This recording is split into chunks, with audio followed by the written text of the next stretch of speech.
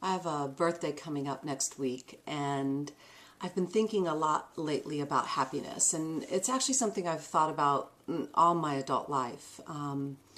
And I've always had kind of a different perspective on happiness, and that is that happiness truly is easy, or happiness is the hard part.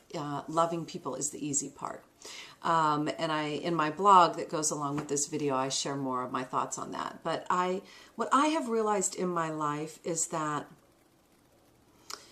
if I try to make everybody else happy, I'm usually frustrated and sad and upset and hurt, disappointed, let down, frustrated. If there's anything that I have to do in my life, it is to make me happy and to do the things that make me happy. And I have to own my happiness. I have to own any emotion that I feel, as a matter of fact. So being able to be truly happy and to know what happiness is a amazing and powerful thing. And I have to say that I am, as I move into this next year in my life, that I am happy. And I'll take happy over being in love and being unhappy.